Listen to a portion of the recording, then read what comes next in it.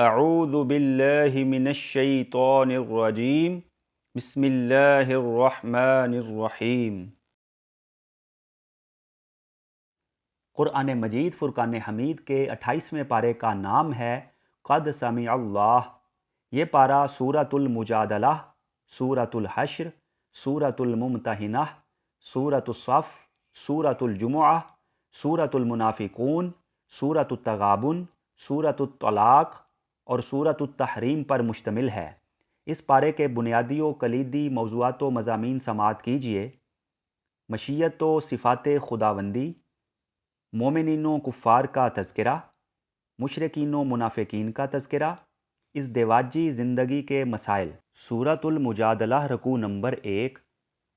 نزول قرآن سے پہلے یہ قانون چلا آ رہا تھا کہ اگر کوئی شوہر اپنی بیوی کو ماں، بہن وغیرہ محرمات میں سے کسی سے تشبیہ دے دیتا اور کہہ بیٹھتا کہ تو میری ماں ہے یا بہن ہے یا اسی طرح کا کوئی اور جملہ، تو وہ بیوی عمر بھر کے لیے اس پر حرام ہو جاتی۔ ایک مسلمان اوس بن صامت اپنی بیوی خولہ بنت ثعلبہ کو یہی کہہ بیٹھے۔ وہ نبی کریم صلی اللہ علیہ وآلہ وسلم کی خدمت میں آئیں اور سب ماجرا کہہ سنایا۔ آپ صلی اللہ علیہ وآلہ وسلم نے فرمایا، اس معاملے میں اللہ نے ابھی کوئی حکم نازل نہیں کیا۔ اس پر وہ شکایت کرنے لگیں۔ اس رکوع میں اسی واقعہ کی جانب اشارہ کرتے ہوئے فرمایا ہے، اللہ نے اس عورت کی بحث سن لی ہے، پھر اس بارے حکم نازل فرمایا۔ اصطلاح میں ایسا کہہ بیٹھنے کو زہار کہتے ہیں۔ چنانچہ ارشاد ہوا کہ ایسا کہنے سے کوئی عورت واقعی ماں نہیں ہو جاتی۔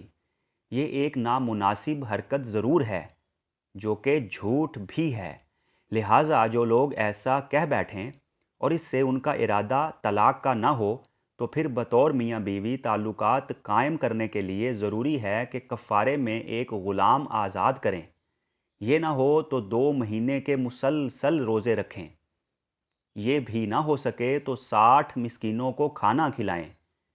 پھر بتایا ہے کہ یہ حکم الہی ہے اور اللہ کی حدود کو جو توڑے گا اسے سخت سزا دی جائے گی۔ سورۃ المجادلہ رکوع نمبر 2۔ اس رکوع میں بتایا ہے کہ اللہ تعالی ہر وقت انسان کے ساتھ ہے۔ انسان جہاں کہیں بھی ہو اور جو کام بھی کرتا ہو، اللہ اسے دیکھ رہا ہوتا ہے۔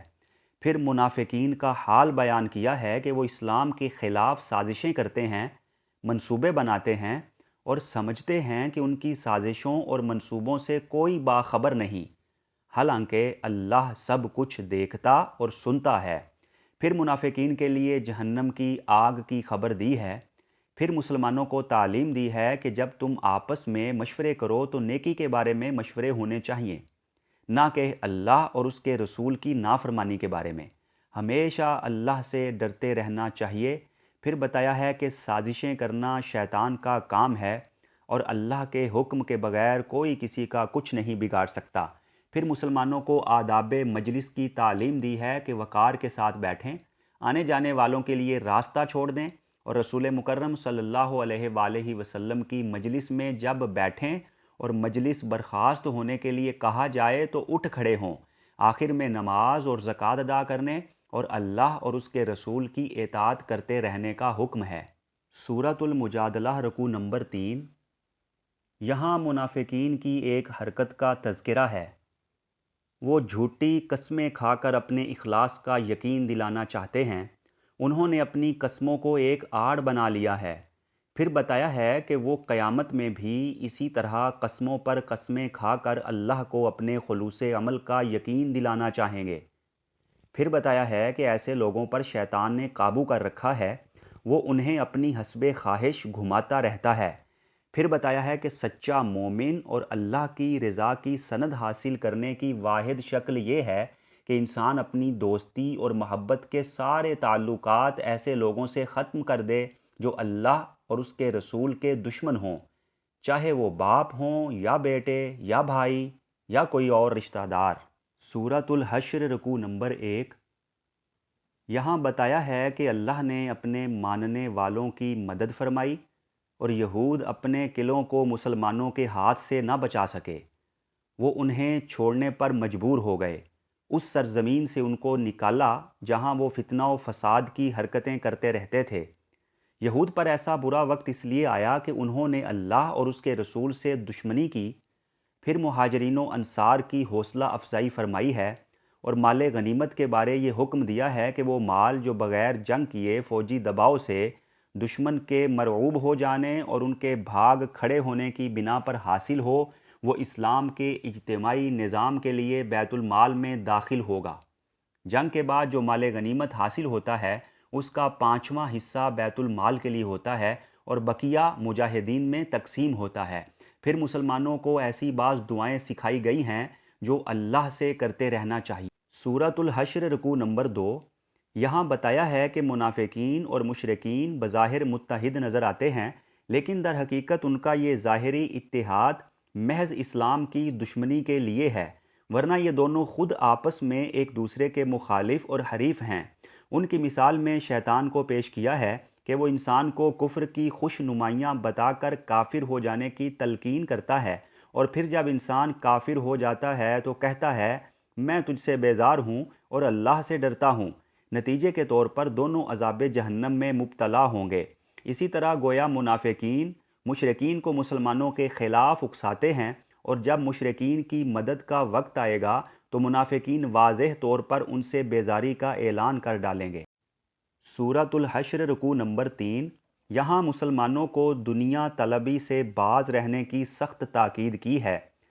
پھر بتایا ہے کہ کوئی یہ خیال نہ کرے کہ جنتی اور دوزخی برابر ہوں گے۔ جنتی تو اپنی زندگی کا مقصد حاصل کرنے میں کامیاب ہوں گے اور دوزخی ناکام۔ پھر بتایا ہے کہ اگر قرآن کسی پہاڑ پر نازل ہوتا تو وہ پہاڑ مارے خوف اور دہشت کے پھٹ جاتا۔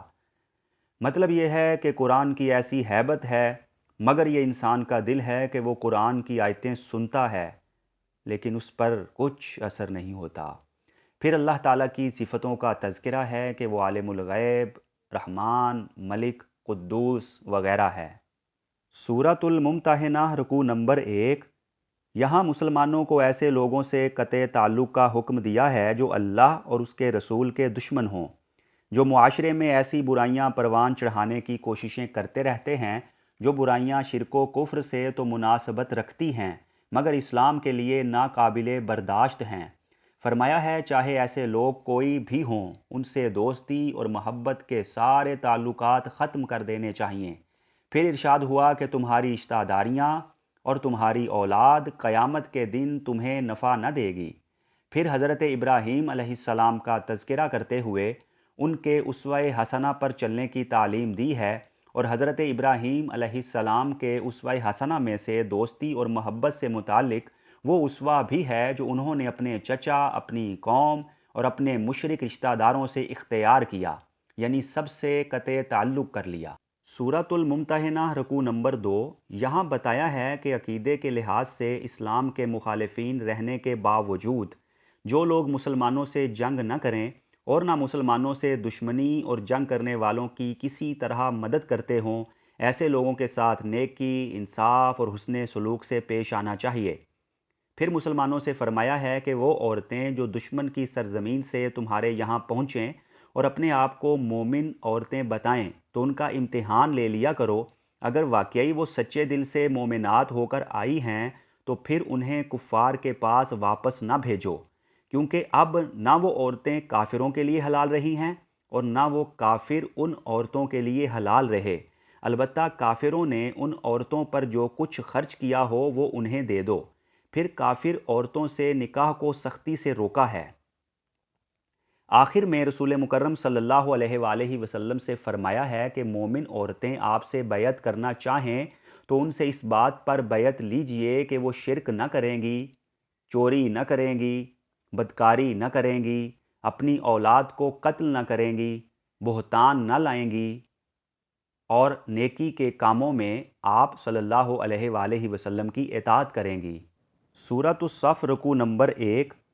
یہاں مسلمانوں کی ایسی باتوں پر اللہ کی ناراضی کا اظہار ہے جن پر وہ عمل نہیں کرتے۔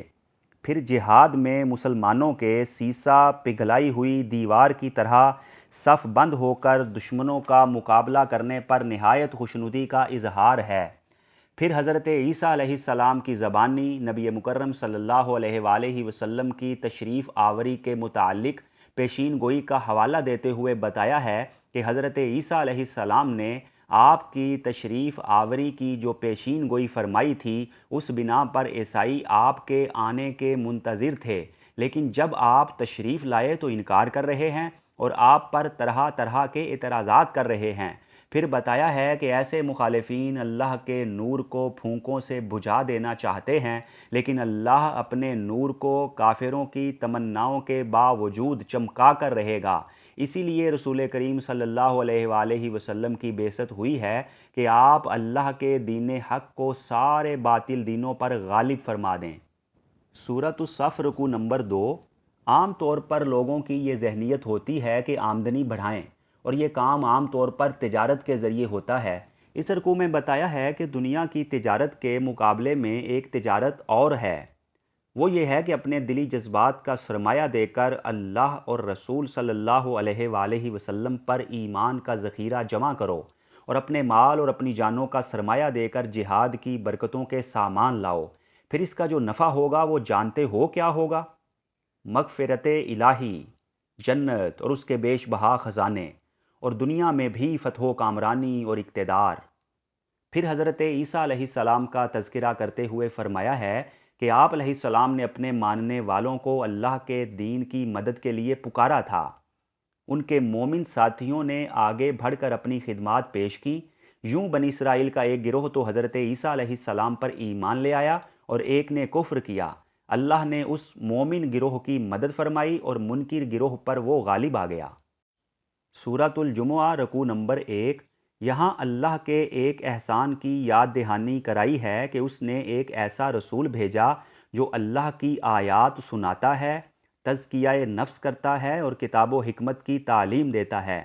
پھر اس بات کا اعلان ہے کہ آپ صلی اللہ علیہ وآلہ وسلم ساری دنیا کے لیے رسول ہیں اور قیامت تک کے لیے ہیں۔ پھر یہودیوں کی ایک خاص عادت کا تذکرہ کیا ہے کہ وہ تورات کے احکام پر تو بالکل بھی عمل نہیں کرتے، اس میں من مانی تحریفیں کرتے رہتے ہیں، لیکن تورات کو سروں پر اٹھائے پھرتے ہیں۔ آج قرآن کریم کے ساتھ ہمارا رویہ بھی اس سے کچھ مختلف نہیں۔ سورۃ الجمعہ رکوع نمبر 2۔ یہاں جمعہ کی اہمیت سمجھاتے ہوئے حکم دیا ہے کہ جمعہ کی اذان ہونے کے بعد سارے کاروبار چھوڑ کر لپکتے ہوئے اللہ کی عبادت کے لیے آنا چاہیے۔ پھر نماز ختم ہونے کے بعد اسلامی حدود میں رہ کر خوب کاروبار کرو، اس پر کوئی گرفت نہیں۔ سورۃ المنافقون رکوع نمبر 1۔ یہاں بتایا ہے کہ منافقین قسمیں کھا کھا کر رسالت محمدیہ پر اپنے ایمان کا یقین دلاتے ہیں، مگر یہ اپنی قسموں میں جھوٹے ہیں اور اپنے ایمان کے دعوے میں بھی جھوٹے ہیں۔ انہوں نے اپنی قسموں کو ڈھال بنا رکھا ہے، یہ کسی کے بھی دوست نہیں ہو سکتے، نہایت مطلب پرست ہوتے ہیں، دغا باز اور بزدل ہوتے ہیں، لوگوں کو چپکے صدقات و خیرات سے روکتے ہیں۔ سورۃ المنافقون رکوع نمبر 2۔ یہاں مومنوں کو یہ تعلیم دی ہے کہ کہیں ایسا نہ ہو کہ تمہارے مال اور تمہاری اولاد تم کو اللہ کے ذکر سے غافل کر دے۔ موت سے پہلے جس قدر ممکن ہو سکے اسلام کا بول بالا کرنے میں مالی قربانیاں دو، ورنہ نزا کے وقت حسرت کرو گے اور اللہ سے مہلت چاہو گے اور کہو گے کہ بس ذرا سی مہلت دی جائے تاکہ ہم صدقات و خیرات کر سکیں، لیکن پھر ایک لمحے کی بھی مہلت نہ ملے گی۔ سورۃ التغابن رکوع نمبر 1۔ یہاں پہلے اللہ کی قدرت و طاقت اور اس کے عالم غیب و شہادت ہونے کا تذکرہ کیا ہے، پھر گزشتہ قوموں کا مختصر ذکر کرتے ہوئے ان کے انکار و سرکشی کے نتیجے کی یاد دہانی کرائی ہے، پھر کفار و مشرکین کو اللہ اور رسول پر ایمان لانے کی دعوت دی ہے اور یوم تغابن یعنی قیامت سے ڈرایا ہے، پھر پاکیزہ زندگی بسر کرنے والوں کو اخروی نعمتوں کی بشارت دی ہے۔ سورۃ التغابن رکوع نمبر 2۔ یہاں یہ بتا کر کہ اللہ کی مشیت کے بغیر کوئی مصیبت نہیں آتی، اللہ اور رسول کی اطاعت کی طرف بلایا ہے، پھر توکل کی تعلیم ہے، پھر یہ بتایا ہے کہ مال اور اہل و عیال سب آزمائش کا سبب بنتے ہیں کہ ان چیزوں کی طرف متوجہ ہو کر اللہ کے احکام بھلائے جاتے ہیں یا اللہ کی ہدایت کے مطابق ان کے ساتھ معاملہ کیا جاتا ہے۔ پھر طاقت کے مطابق تقوی اختیار کرنے، احکام الہیہ کی جانب توجہ کرنے، ان کی اطاعت کرنے اور اللہ کی راہ میں مال خرچ کرتے رہنے کا حکم دیا ہے، اور ایسے لوگوں کو قیامت میں دگنے اجر کا مستحق قرار دیا ہے۔ سورۃ الطلاق رکوع نمبر 1۔ اس رکوع میں طلاق کے احکام بیان ہوئے ہیں، سماعت کیجیے۔ طلاق حالت طہر میں دی جانی چاہیے۔ عدت کے دوران عورت کو اپنے گھر سے نکال باہر نہیں کرنا چاہیے۔ جب مقررہ عدت پوری ہو جائے تو رجوع کرنا چاہو تو کر لو، ورنہ پھر خوش اخلاقی کے ساتھ اسے رخصت کر دو۔ جن خواتین کے مخصوص ایام شروع نہ ہوئے ہوں یا بزرگی کے سبب وہ ان سے بالکل نا امید ہو چکی ہوں تو ان کی عدت 3 ماہ ہے۔ حاملہ کی عدت وضع حمل ہے، خواہ یہ 3 مہینے کے اندر اندر ہو جائے یا 7-8 ماہ لگ جائیں۔ عورتوں کے بچہ جننے تک کے اخراجات طلاق دینے والا شوہر برداشت کرے گا۔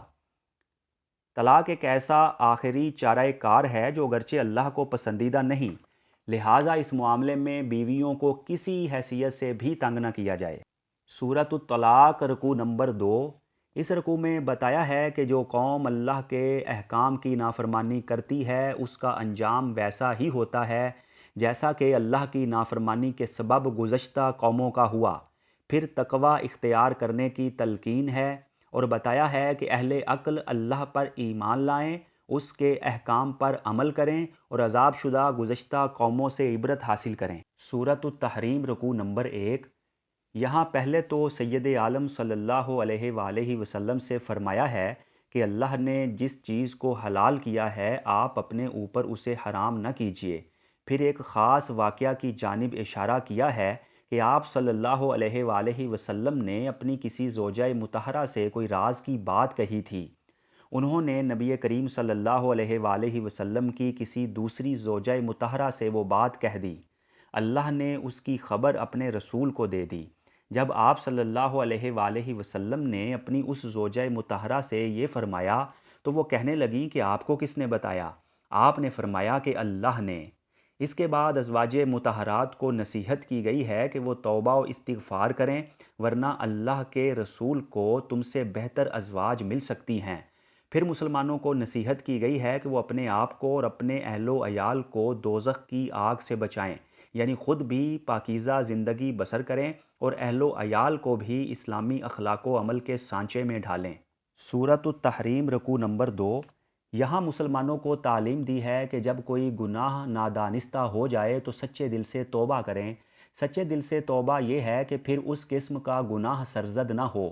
پھر اللہ کے سامنے توبہ کرنے والے اور عمل صالح پر کاربند مسلمانوں کو جنت کی خوشخبری دی ہے۔ پھر رسول مکرم صلی اللہ علیہ وآلہ وسلم کو کفار و منافقین سے جہاد کرنے کا حکم دیا ہے، کیونکہ وہ لوگ اپنی شرارتوں سے باز نہیں آ رہے تھے۔ پھر حضرت نوح علیہ السلام اور حضرت لوط علیہ السلام کی بیویوں کا ذکر کیا ہے کہ وہ دونوں 2 اولو العزم پیغمبروں کی بیویاں تھیں، لیکن چونکہ وہ دونوں ایمان نہیں لائیں اور رسولوں کی اتباع نہیں کی، اس لیے عذاب الہی کی گرفت میں آ گئیں۔ پھر فرعون کی بیوی کا تذکرہ کیا ہے کہ وہ ایماندار تھیں، حضرت موسیٰ علیہ السلام پر ایمان لائی تھیں۔ اپنے شوہر کی بدعملیوں کا اثر ان پر نہ پڑا اور وہ فرعون اور اس کے متبعین کی طرح عذاب میں مبتلا نہیں کی گئیں، بلکہ اللہ نے انہیں محفوظ رکھا۔ پھر حضرت مریم علیہ السلام کا تذکرہ کرتے ہوئے ان کی صداقت اور عفت کی شہادت دی ہے۔ اس سے یہودیوں کے ان الزامات کی تردید کرنا مقصود ہے جو وہ حضرت مریم علیہ السلام پر لگاتے تھے۔ اللہ کریم ہمیں قرآن حکیم سیکھنے، سکھانے اور اس پر عمل پیرا ہونے کی توفیق عطا فرمائے۔ آمین یا رب العالمین۔